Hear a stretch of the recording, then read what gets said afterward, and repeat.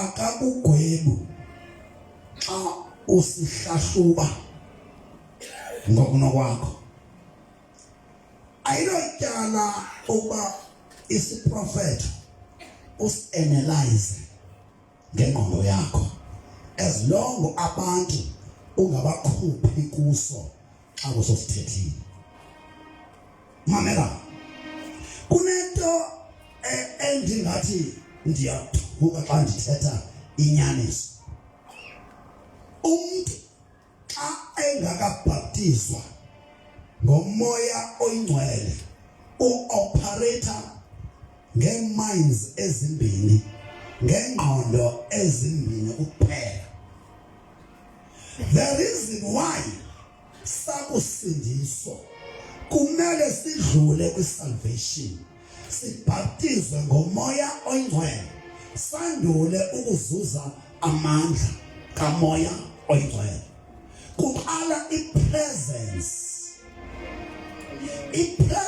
of the Holy Spirit ayingangamandla, ayingomandla kamoya oyingcwele. Xa sithetha ngamandla kamoya oyingcwele, sithetha ngento enjengale egqushe apha umlilo, sivana. Xa sithetha nge-presence of the Holy Spirit, sithetha ngobukho bomoya owehla njengehobe, the presence. But awuhambi uyolwa nemikhosi nge-presence. Nge-presence uyafellowshipa, uyathandaza, uva kamnandi, wamkela izinto zakho zaphezulu nge-presence. But xa kuliwa, xa kuyiwa empini, xa kudilwa nemimoya, udinga umlilo, the power, the fire of the Holy Spirit. Ibandla namhlanje lizixhaphazisa ngomtholi ngokuphuma impi nge-presence of the Holy Spirit without the power of the Holy Spirit. Abantu banamhlanje abaninzi baphelela apha ensindisweni, bangafumani ntoni? Umoya. Insindiso is through the word. Insindiso uyifumana ngezwi elishunyayelwa kuwe, lo activate umoya wakho, uvume inkosi uYesu ngokuva izwi. Wakuvuma inkosi uYesu ngokuva izwi, ufumane umoya oyingcwele okho ngobukho benkosi. Ayikabi nguye umoya oyingcwele womlilo webaptismal. Ukhona umoya oyingcwele okho kuthi ngokuba sikuKristu uYesu. Lo moya oyingcwele ayingomandla ka, bubukho, the presence of the Holy Spirit. Awunokulwa ama-principalities, the presence. Yeah, some demons ungalwa futhi uyise ngazo. Why this issue is biblical. uYesu akuba evukile engcwabeni, ufika abafundi bakhe benqunguphele, athi uxolo lwenkosi malube nani. Aqhekeze nje kaqala bathi nguye. Mamela, uyabathuma uthi khangeni test uba senindazi na, khange nihambe inthuzi nike niye kwindawo ebendiza kuya kuzo mna. Ngelo xesha abahambi nge-power of the Holy Spirit, bahamba nge-presence. Mamela, xa ezawuhamba uYesu, John chapter 14, uthi ndizawuhamba ke ngoku, uyeza omnye umthetheleli oya kunifundisa nendinganifundisanga khona mna nikhona.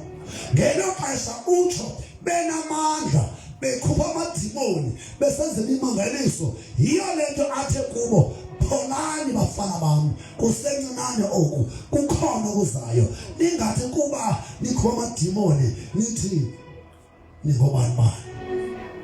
Sanovuyiswa kukukhupha amademoni ningabe namlilo because wobuya ngalo usathana because niwakhuphe ningenamlilo.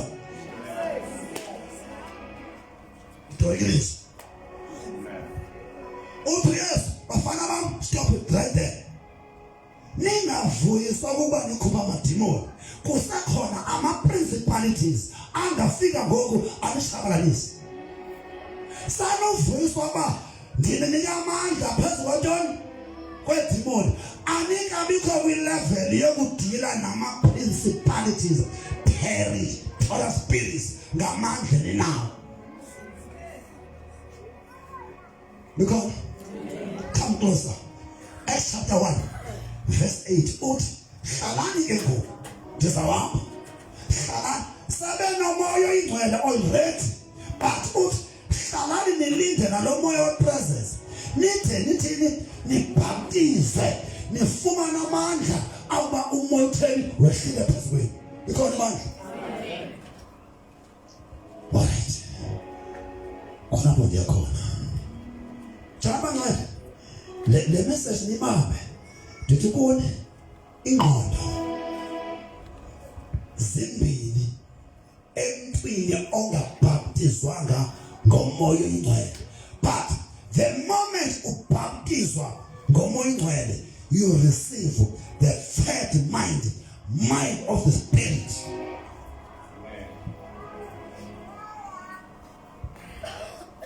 Come closer.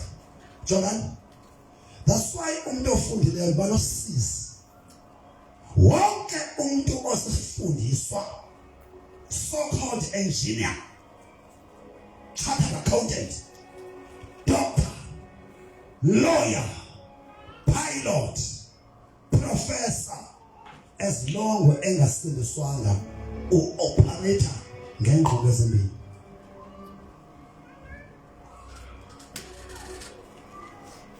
U-operator nge-natural mind, ingqondo yemveli ungafundanga. Okwesibili, u-operator ngengqondo yemfundo, ngeprofession yakhe kuphelele apho.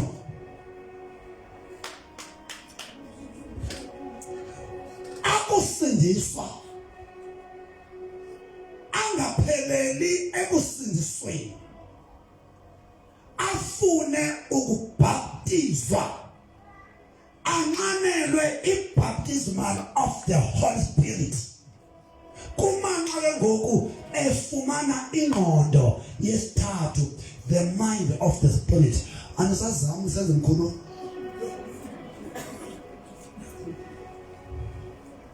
Ukhona bangcono? Amen. Yaba nam. Yiveni ke ngoku. Ndizawusebenzela ngoku ingqondo yami yesithathu, so that ningathi ndiprofeta iheresy, ningandenzi umprofeti obuxoki. Ndizawuprofeta ngengqondo yami, ndi-analyzer okuza ukwenziwa nguThixo, okwenziwa nguThixo kwela kwamoya, using my spiritual mind. Hambani nami ke ngoku. Ikhona nansi into njengoba sizolontsha apha eMthatha, kuphela uSathana eyilwa kangaka ilontsha yaseMthatha. Ndizonilumkisa bandla leChristbody, ayikho ilontsha uSathana ayilwa njengelontsha ezowaseMthatha. Ndizonixelela uba why eyilwa. Ndisebenza ingqondo yami yakwamoya. Come closer. I'll try to be very brief. Mna andingomthebi. Mna Gcobani Patrick Madikiza ndilizengele, ndilihlubi. Ngokwe-tribes andingomthebi, but ngoku ndisebathenjini. Ndiphuma phi? Ndiphuma emahlubini ezinqaku kutsolo. emambolweni. Utata omkhulu wami wabizwa engumosini wayobhubhela eFlagstaff, wangcwatyelwa kwindawo ekuthiwa kuseManxilo Circuit. Nama ndiyazi ingcwaba lakhe lilapha, asilazi sonke. Kwazofumaneka utata oye walandela wanobizo lobufundisi ebizwa nguThixo, ekuthe ngenxa yenhlupheko yokufela ecaweni kotata omkhulu walelwa utata ukuba abe ngumfundisi. Waphinde eGoli ezimayini, wafika waxhuzula, wathi uThixo uva abantu na okanye uva mna? Wathi Mandla Nkosi, ndikuthumile, abantu bami bayatshabalala, ndikunika umbono kaNkonzo zonke.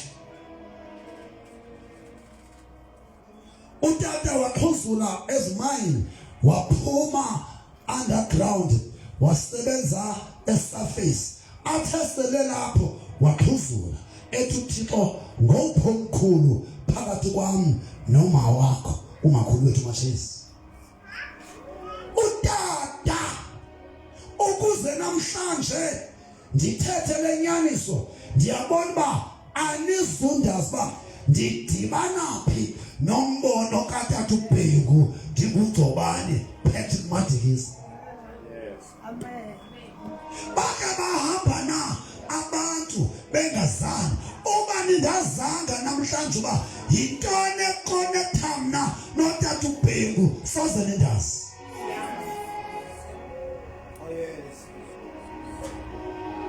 Utata uthi mntanam, wayilila loo mini leyo. Mntanam, ndaxhuzula, ndabona ngoku ndizophelelwa ngumsebenzi. Ndase ndisebenza esurface. Umama akazali tu ngela xesha. Utata uyabuya eGoli, abuye njalo, akazali umama. Uthi utata, mntanam, andazi uba ndandicingiswe yintoni, ndaba nentlungu, ndilila ngaphakathi, ndizophelelwa ngumsebenzi ngenxa yokuxhuzuliswa lubizo. Ndathetha ilizwi ndingazi uba ndiyakubophelela mntanam. Ndathi kuThixo, kunoba ndixhuzule ndibe nje, le nto ayivunywa ekhaya, wena uyayifuna. Thixo, le nto ubuzoyenza ngam ndinikela ngayo embeweni yam. Asiyazalwa sonke ekhaya. About my story.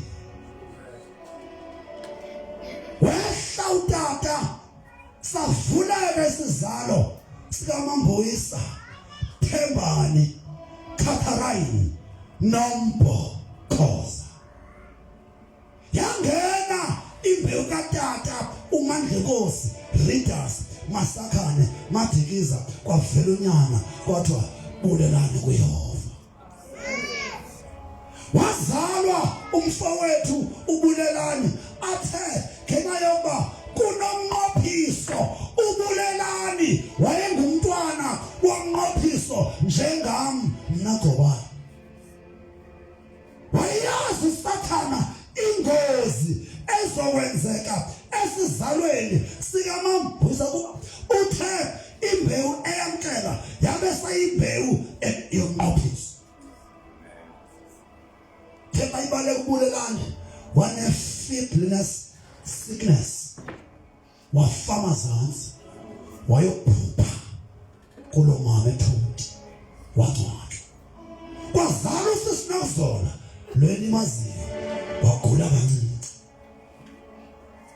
Kwazalwa uPatrick Dobane Madikiza, computer Maria Zakaria obenqabile athi ngo-iron, i-footbag, esaphuka ngoku.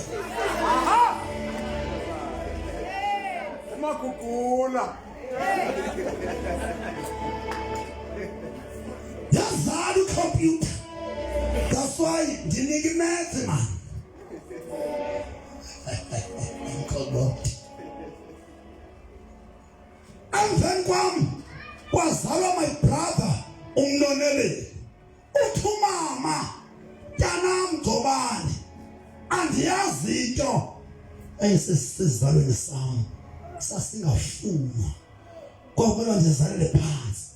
Uthi wagula Gcobani nomnina wakho uMnoneleli ningaphana isithuba nanomthanda ukuThixo ndathi Thixo uba ngabe abathatha abantwana mazingemi ibhokisi zibe mbini phambi kwamehlo wami.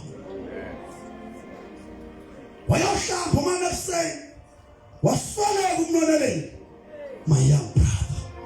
Wahlangakezwa ngomama bathiwa umntwana usolekile. Uthi umama kangendlela awendithanda ngayo kwathi qhatha uGcobani. Xa ingena osolekileyo kuMnoneleli andiguli ndifuna ukufa ngoku. Xa ibhokisi kaMnoneleli my brother isihla wathi umama emthandazweni Thixo noba noGcobani ungamthatha as long ndingabangcobanga bobabili at one time. Ngumntwana weMiracle.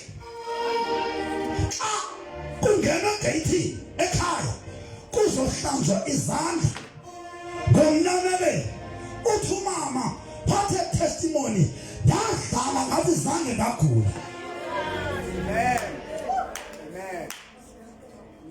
Kwazalwa emveni koMnoneleli uHlubekazi wasemapoliseni eFake Mission. Kakakhulu uHlubekazi. Emveni kwakhe kwazalwa my last brother uNtsikelelo Saida Sese Matikisi. Ofana noLeon Patse ebusweni. Endithiye ngaye uBlessings ndivusa igama lebhuku yaseKhosi uNtsikelelo.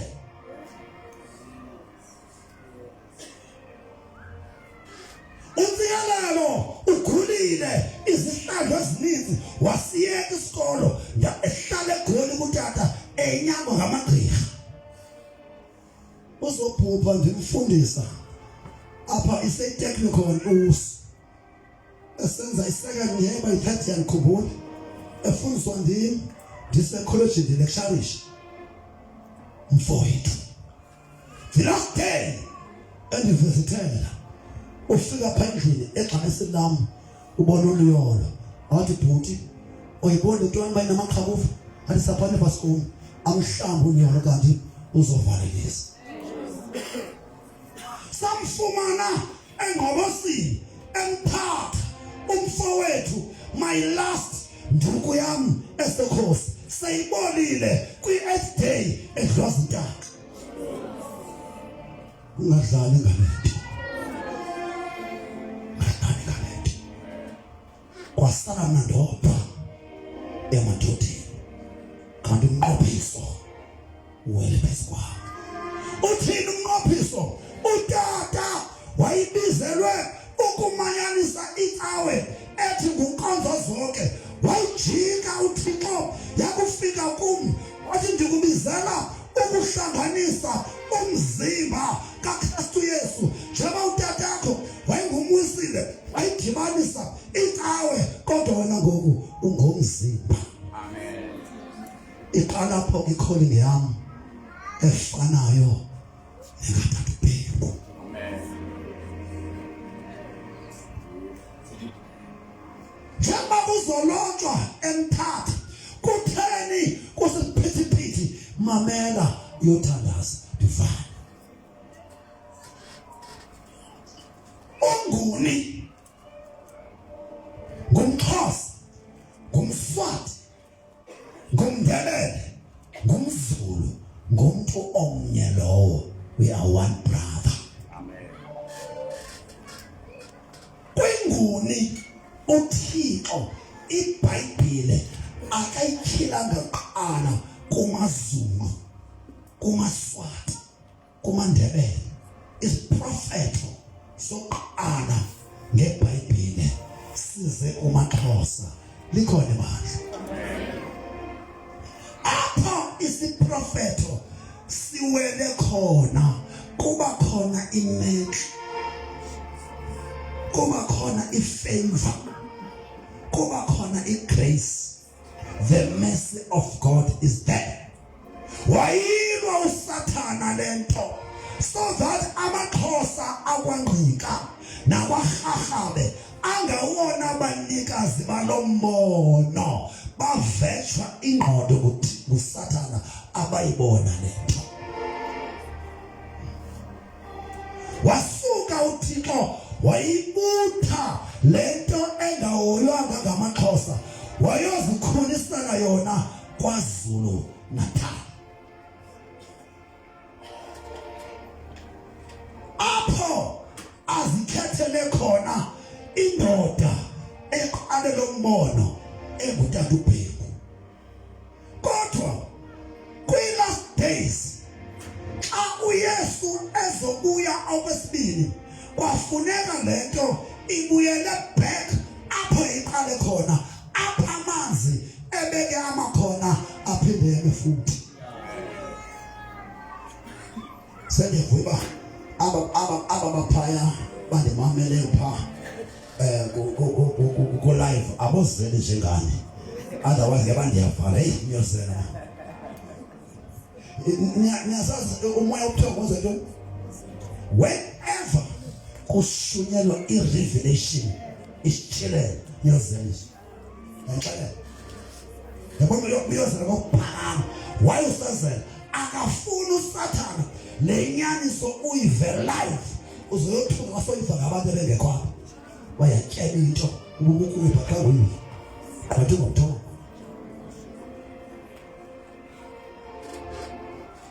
Because after today niyothanda nisazi ba why i-launch yasemthatha uSathana eyilwa kanje. Apha sisebathenjini eMthatha andingomphembu ndilihlubi ndisuka phi eMamkelevu close to KwaZulu Natal. Nikhona lento kaThixo yaqala e-Eastern Cape kwisizwe sakwaRharhabe, kwisizwe sakwaNgqika. Yafika lento negrace yelo xesha nefavor yelo xesha amaXhosa awayibamba yakuphethetheka yawela kwaZulu. Yiyo lento tatungi odaluqheleza otatu uBhengu odaluduma besuka kwaZulu Natal, kodwa ibimele bakakade iyolotshwa. Eastern Cape is a launching pad. Utatu Sithole ushiye egxinini. Say what? Eastern Cape will be the launching pad of the last revival. Eastern Cape awukwazi kuya eMonti, awukwazi kuya eBhayi kwinto esuka eNatal kungekho mpondo.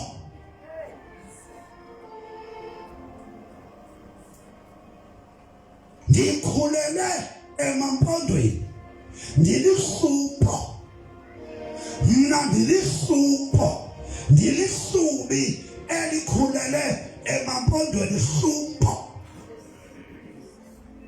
Xa ilandwa ningalali mani ntanibona kubakhuza kuthandaza bawengcwele bonamandla wonke.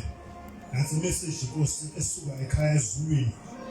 Vusa Nkosi abantwana bakho bathukumise Thixo wethu bangalali ngegama lika Yesu Kristu waseNazaretha. Amen. Mamelani, why ilaunch yasemthatha iliwa kangaka? Mamelani, iBayton xa iyakokwayo eMonti, xa iBayton iyakokwayo eSky ibingeke ijampe from KwaZulu Natal without via abathethi.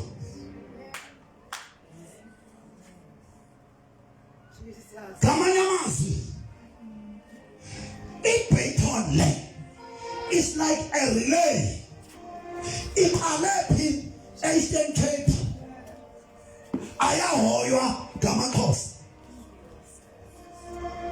yazobekwa KwaZulu Natal.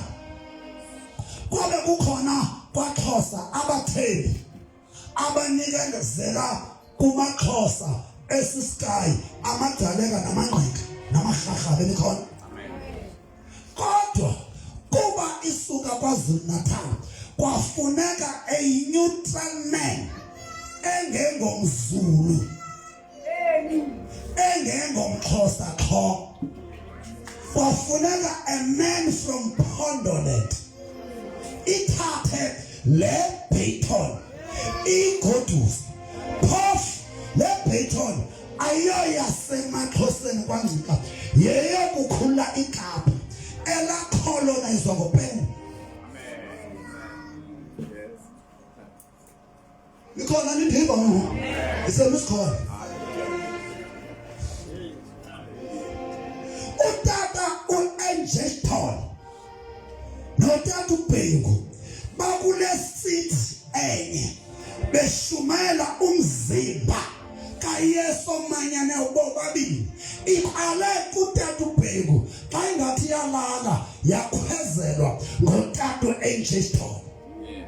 Wahamba utata uNJ eprofethe ngayo, wathi lento noba ihleli kuthi maZulu ayizulotshwa KwaZulu Natal, but ikhulisiwe yagcinwa KwaZulu Natal, iphindela kokwayo kwaXhosa. Kwafuneka impondo lona lixube isiXhosa nesiZulu lithathe le Bayton lithatha phi KwaZulu Natal, ingeyo yalo ilisaphi iyisa kubaThembu phi eMthatha.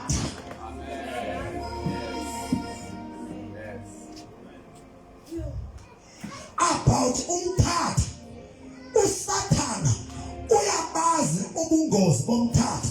uMthatha is strategic. Babebaninzi abantu ababelwe umzabalazo because strategically ngokukaThixo kwakumele uba indoda ezaba ngupresident iphume in the city yabaThembu eMthatha. Then he became Dr. Nelson Rolihlahla Mandela. Mfundisi kophala ngala. Ngoku yazini lento okwenzeka politically kuchaza esele kwenzekile spiritual. Ngoku the reason why eMthatha ixokozela ifike with destiny.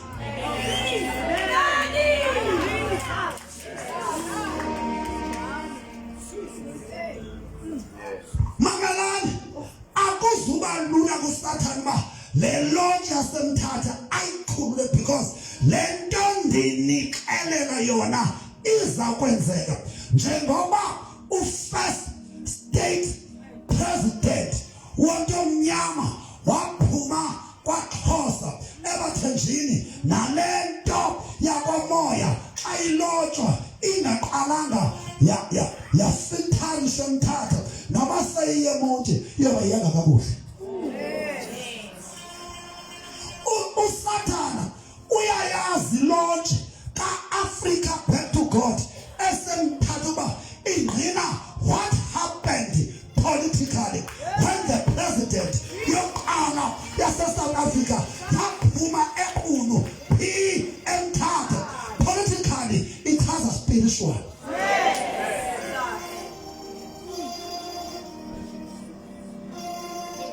Jabani, le nto ndiyixelayo ndifuna uSathane ayozitshekela ngesizulu. Le information ebengaziba ingaphuma because le message ayishunyayelwa engekho uMikhayeli. Le message that's what we tell my yodwa phayikasini ayidibananga nentshumayelo iyodwa. Naxa ifuna ungayifuni nentshumayelo iyodwa ndenza ngabomi izawufika nasezitshabeni zayo. Jongani ningalwi no back to God nina. Sindisana ubomi benu ningalwi no back to God. Udibanisa abantu ababili ngumono katata wam lo, ngumono kaMandlenkosi, Readers Masakhane Madikiza awanqophisana naboThixo ekhuzula kubuhlungu kanti uzomveza awukhile ngotata uBheko as the son of Mandlenkosi to take shape in.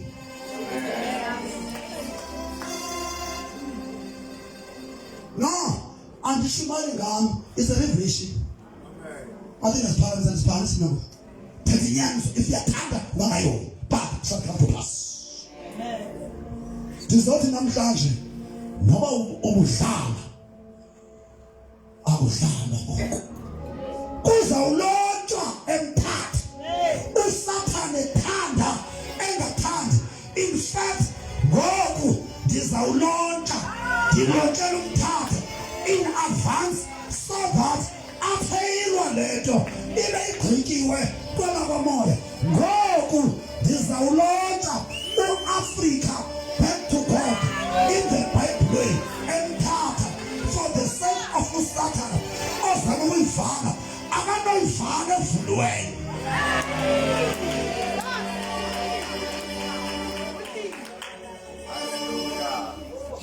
Namandiva ndiyaziva. Uba president okana politically uphume kuno in the city of Umthatha iyathetha lonto ukuba iatha yasemthatha spiritually kulungelekile uba ivuse umsebenzi kaThixo.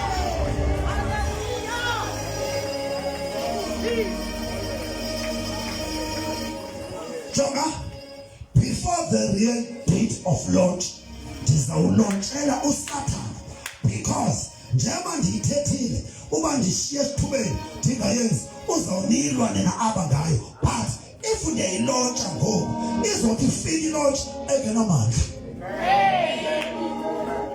Because and I, my neighbor, bangcwele sekuthilwe kubantu abaninzi uSathana ehlazisa lo mbono futhi ewuhlazisa ngam apha eMthatha.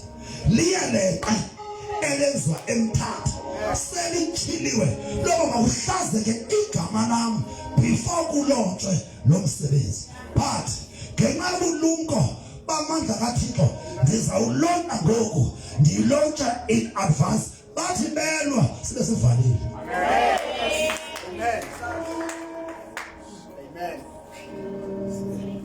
Sela madoda amabili ngakowathi bangcwele nomama ababili nentombi enye senze 5 apha uze usazi ba lento ukuyo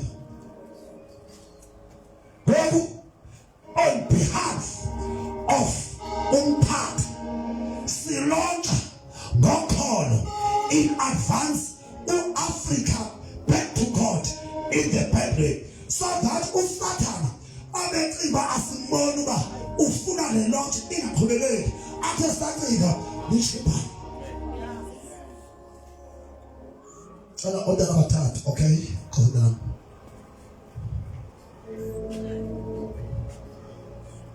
ngabe 1 2 3 4 amagwana amadera elibasha all the tattoo. Okay, ubufungana wasiya apha kumfundisi engathi uthi yo andivanga iya kaloku ngumfundisi webandla tena tena ubani sinapha egqibeleni isa ufuna egqibele wena unalo ishakwela Ngoba ndiyahamba mina ndiyahamba ngocawa andingowenu and abaseza kule cawa befuna umadiliza woe unto them he unto me andingowenu ndingomzimba nicawe nini cha eshumela nto umzimba mama ndiyamtrust uThixo ukukhululwa kwe-world kwanamhlanje ngokukhululwa komthatha kuba i-world ilinde i-Africa i-Africa ilinde i-South Africa i-South Africa ilinde Eastern Cape Eastern Cape ilinde umthatha. Now we release in that order. Ngoku bangcwele silontsha kwela kwamoya ngokho silontsha imvuselelo ka-Africa back to God in the bad way in the city of Umtata in advance ngokholo in the name of Jesus. Baba wethu ngcwele, Baba wethu olungileyo, Oh, yes, Lord. uNkulunkulu wethu namandla. Today it is the time of the redemption of the city of Umtata. Today is the time of the restoration of the city of Umtata. Today is the time of the rescue of the church of Umtata. Today it is the time of the freedom of the church of Umtata. Namhlanje siyabuyela izithobo eMthatha. Namhlanje uyakhululwa uMthatha. Liyakhululwa ilizwe ngaye uAfrica back to God in a pipe way. Kuyakhululeka, kuyabuyekezwa konke bekuthathiwe athuyoweni obekuthiwe sisikhonyana kuyabuyekezwa namhlanje. This is the day, not otherwise. Egameni likaYesu, amen.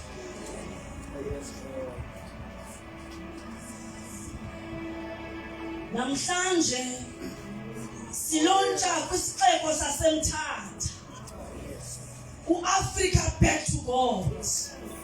Ngoba simlonchile namhlanje sibhodloza zonke iziseko ebezikade zimelene noAfrica back to God in the city of Umthatha. Namhlanje ngoAfrica back to God sivala imigodi ye-bloodshed in the city of Umthatha. Sithi ngoAfrica back to God. Yes, Lord. Zonke principalities, rulers and authorities ezihleliyo ngawo mzuzu zimelene noAfrica back to God. Siyazidiliza, siyazinothula, siyazitshabalalisa. Sithi arise Africa back to God in the city of Umthatha. Sithi arise in Umthatha. Sithi Umthatha amathambo omileyo ayaphila. Umthatha sithi bone to bone, flesh to flesh. Umthatha sithi sinews to sinews. Umthatha uyavuka uyaphakama egameni likaYesu Kristu waseNazaretha. Hallelujah.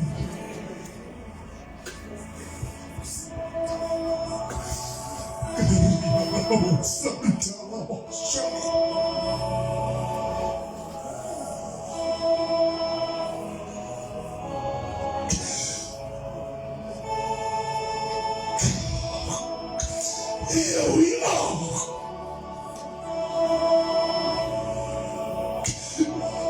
In the city of Umtata. We are here to represent, to authorize, to mandate the going on of Africa back to God.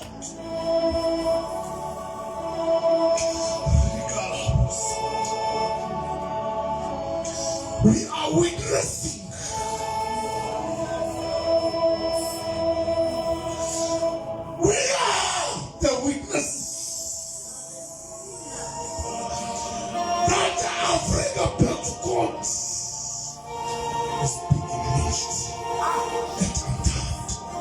God bless you, Lord Jesus. Thank you, Jesus.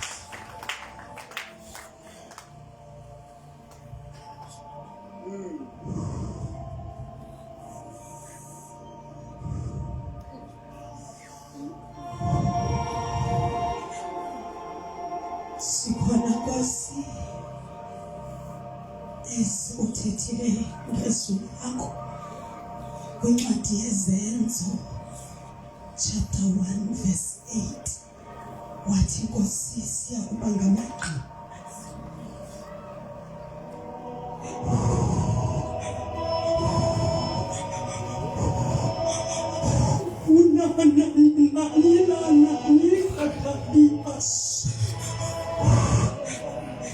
sikhona Nkosi ukuzongqina ukuba Nkosi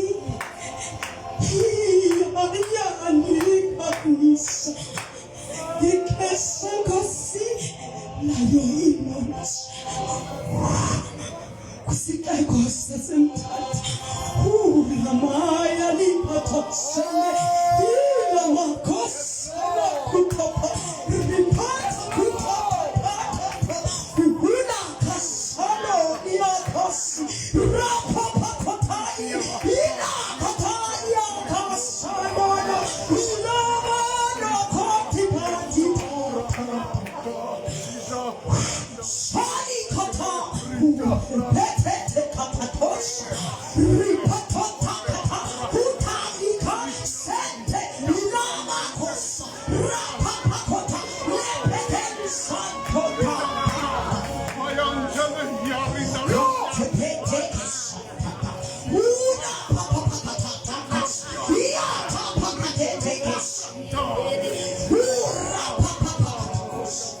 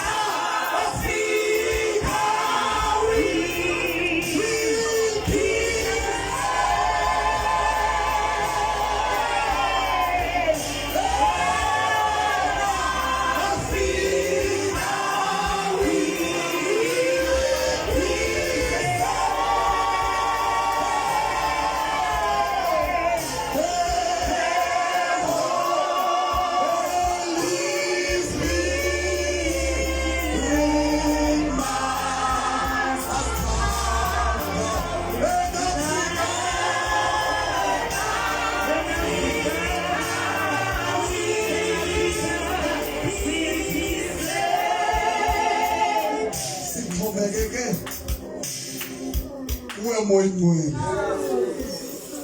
sixhomekeke kuwe moya oyingcwele ukuze iAfrika ikhululeke. Nkosi siyathandaza moya oyingcwele sihlangene apha Nkosi ebandleni lakho ngenxa yalombono kaAfrika back to God. Siyathandaza moya oyingcwele Nkosi ngalombono Thixo wethu ulidle ilizwe. Thixo wamothandekayo sithandaza Nkosi ukuba lombono Nkosi udle urhulumente. Thixo wamothandekayo Nkosi luthi bawo kulombono. Bese sibonile Thixo wethu ngaphambili lombono Nkosi udle urhulumente. Thixo wethu othandeka singamangqina awo Nkosi lombono kaAfrika back to God. Kungabonakala Thixo wethu engathi ngoku kuyenyuka moya oyingcwele kodwa kona nguwe lo Nkosi umbono. Father, we thank you. Ngicela ke Nkosi izwi lakho silontsha Thixo umthandekayo lo Africa back to God kusixeko semthatha.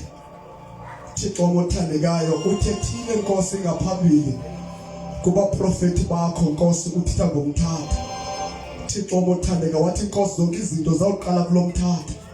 Nakho umbono wakho Thixo umthandekayo siyathandaza egameni lika Kristu uYesu.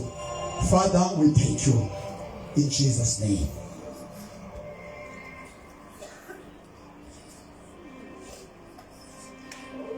Uthethixo ezwini lakho okamazwi aphuma emlonyeni wakho akaweli phansi. Yehova Thixo wethu angabuyeli kuwe engakwenzanga oko ukuthuma kuko.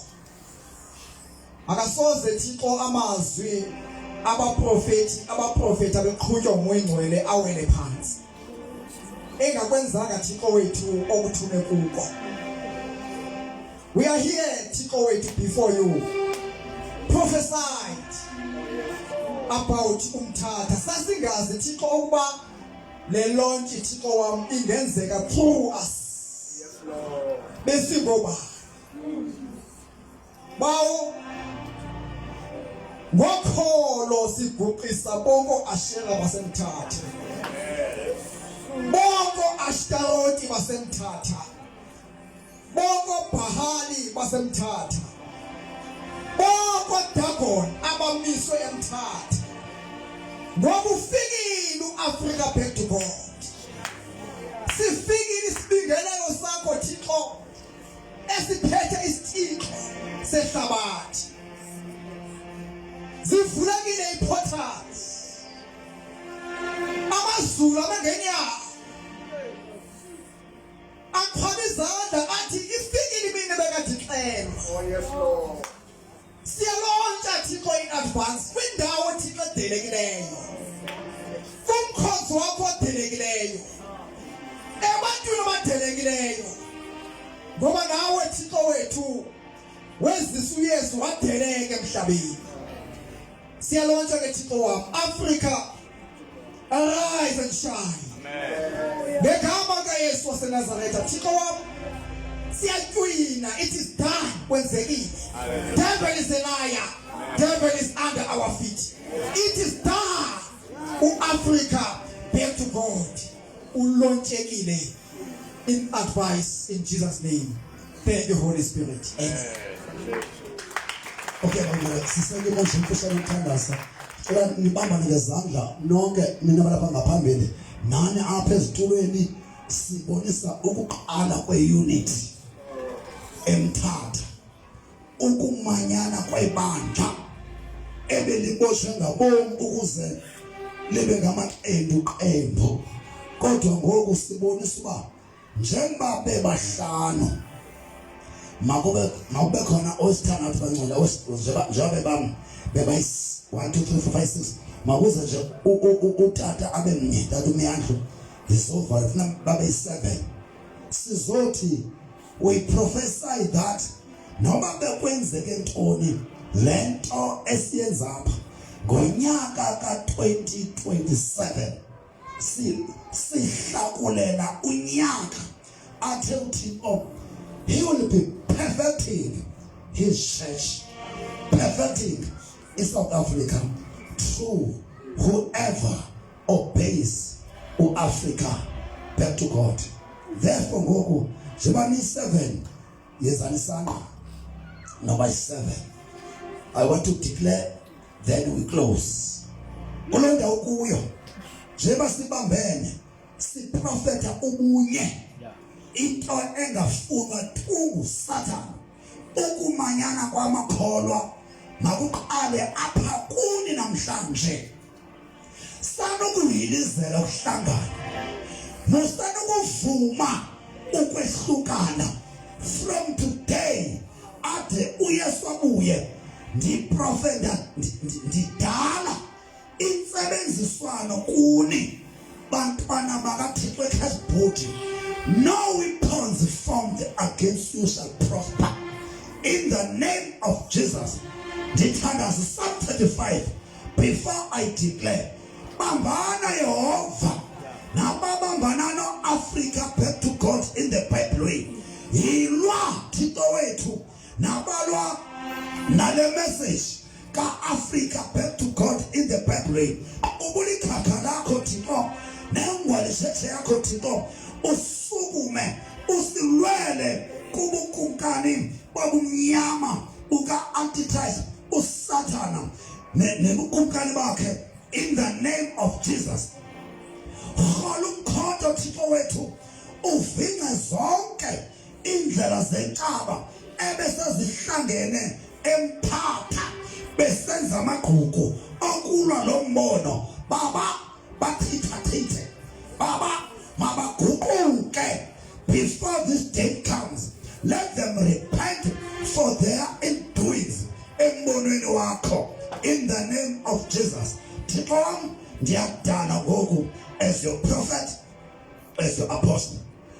Thixo mabadane ngoku bahlazeke bonke abazungula ububi ngalo mbono in the name of Jesus. Isithunywa sakho Thixo masibachale bawe njengomququ uphethethwa ngumoya in the name of Jesus.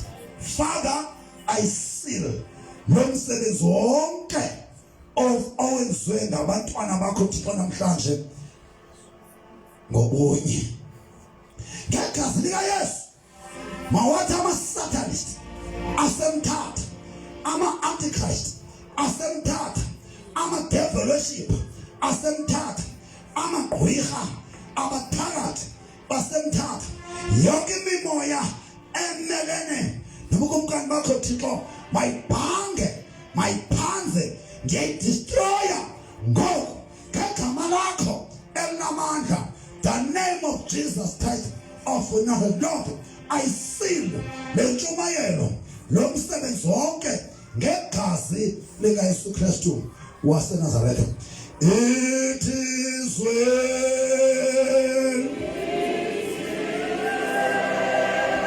with my soul. It is well. It is well. It is well with my soul.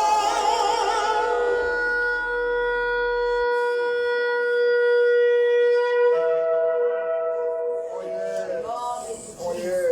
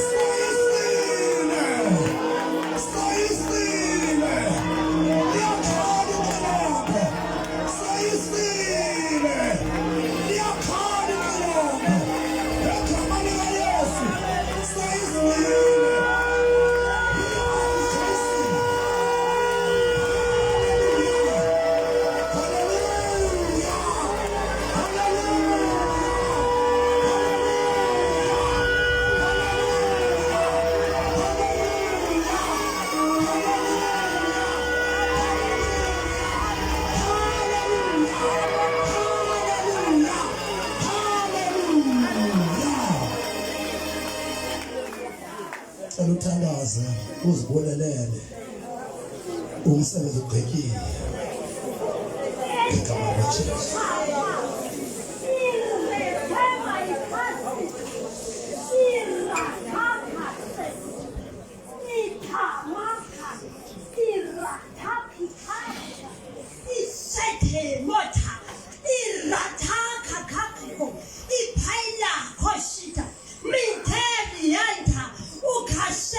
Koshita, upata tika, sukamashika, sukamashika, sukamashika, sukamashika.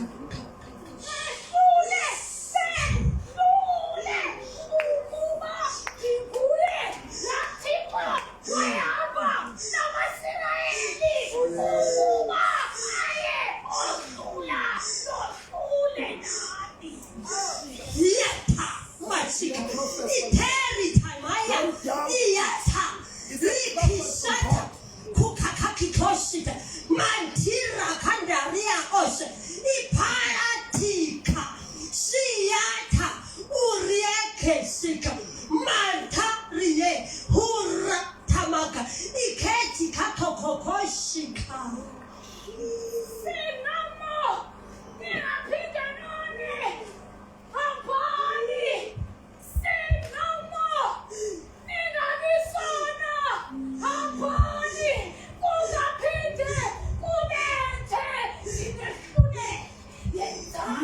Mira hashi ura tapa kise uta sika moya iriaka siente ria utika shika matari enteria hasika irika kakashika itarika sataka shika karika shika kashika Ndiyashe ukuba ndilihlangule ngowamkakade nomsebenzi bengekhe ndiye sin no more lento kumele niyayenza ambanani niye phambili ngoba amaSirayeli ndawakhokhelela kaMoses wenza wolisa umlambo nankoko ndinikhokhelela Uria, Shia Kataria, Iretelianta, Kurekeshi Kamosa, Itari Koshikomata Kashika Kashika, Urikota Paikasika Yantaria Mosa, Itapaika, Kurika, Tukatika Kokoshita, Irea Koshiada, Majire Tekesika, Kurata Paika Koshika, Rikamashata, Rikamasia Koshika, Koshika, Koshika.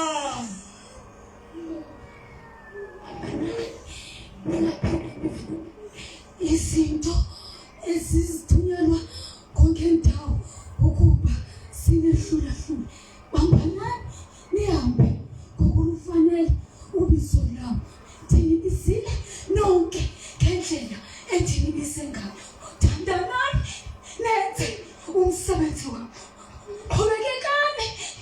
qhubekekani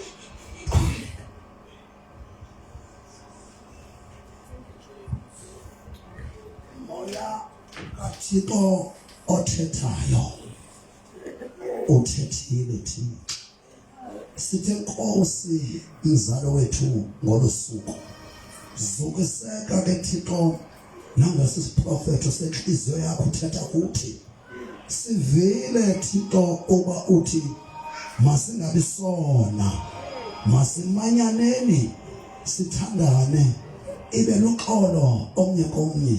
Father, I thank you for your message in Jesus' name. Amen. Asikhona abangalo ukuthi kusebenzeni. MC yazi ngaphambili.